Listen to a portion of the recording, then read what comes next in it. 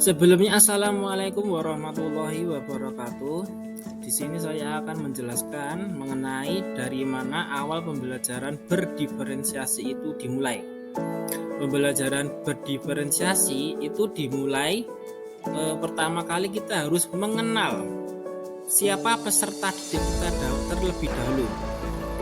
Kita mulai dari kita mengingat namanya, terus karakternya seperti apa. Intinya itu pembelajaran berdiferensiasi itu dimulai pertama kali kita itu harus mengenal terlebih dahulu siapa peserta didik kita. Itu ya. Kemudian setelah kita mengenal, terus kita menelusuri lebih lanjut mengenai peserta didik itu. Bisa dari mungkin karakternya, terus mungkin dari kebiasaannya, minatnya, cita-citanya, dan sebagainya. Mungkin juga bisa ke gaya belajarnya dan sebagainya. Intinya kita harus mengenal itu tidak harus tidak hanya tahu namanya, tapi juga mengenai kepribadiannya seperti itu. Setelah kita mengenali karakteristik peserta didik, mulai dari namanya, karakternya, minatnya dan sebagainya itu, kemudian kita analisis kebutuhan mereka itu apa, kita arahkan kemana. Setelah kita analisis, baru kita merancang yang namanya adalah RTP. Kita mempunyai gambaran, kita buat gambar dulu bagaimana pembelajaran berdiferensiasi yang akan kita laksanakan. Kita harus setelah menganalisis keadaan, kita harus mempunyai gambaran bagaimana pembelajarannya. Kita akan modifikasi, kita berdiferensiasi yang bagaimana seperti itu. Apakah ada peserta didik yang mengalami misalkan inklusi dalam kelas tersebut.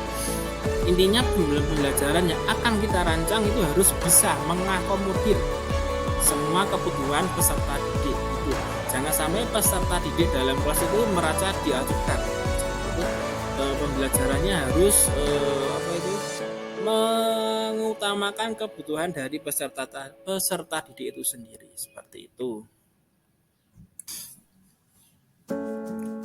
Kemudian dilanjutkan dengan merancang berdasarkan analisis yang telah dikumpulkan ya.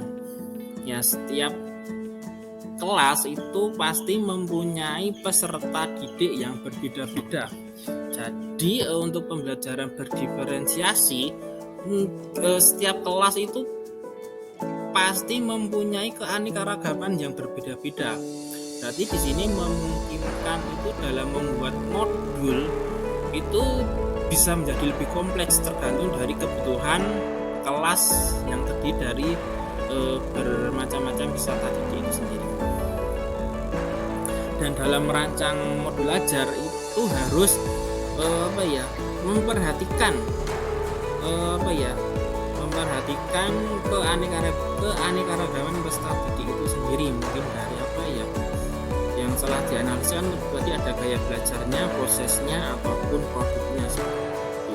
Nah, dalam merancang pembelajaran berdiferensiasi, kita itu bisa mendiferensiasikan misalkan dari kesiapannya, mungkin prosesnya, gayanya dan sebagainya. Tapi kita juga bisa mengkombinasikan dari beberapa faktor yang berdiferensiasi. Mungkin juga dalam merancang modul ajar bisa terdiri dari lebih dari 2 yang berdiferensiasi. Kemudian setelah kita membuat modul ajar, kemudian kita menerapkannya kepada kelas. Nah, dalam penerapannya itu kita sebagai guru dan murid kita harus bekerja sama dalam untuk menciptakan tujuan pembelajaran yang telah ditetapkan. Seperti itu. Kemudian yang terakhir adalah melakukan evaluasi dan refleksi. Hal ini digunakan untuk menindaklanjuti apakah modul ajar yang kita buat, terus pembelajarannya yang kita buat, terus suasana kelasnya itu apakah sudah maksimal atau belum. Dalam melakukan evaluasi ini dan refleksi tidak hanya dari satu arah, bisa dari sudut pandang guru, sudut pandang peserta didik, dan jika mungkin adalah kita melibatkan rekan sejawat untuk mengkoreksi kita dan proses pembelajaran kita. Hal ini digunakan untuk proses pembelajaran berikutnya menjadi lebih baik dan intinya itu menjadi lebih baik dan efisien seperti itu. Sekian dari saya. Wassalamualaikum warahmatullahi wabarakatuh.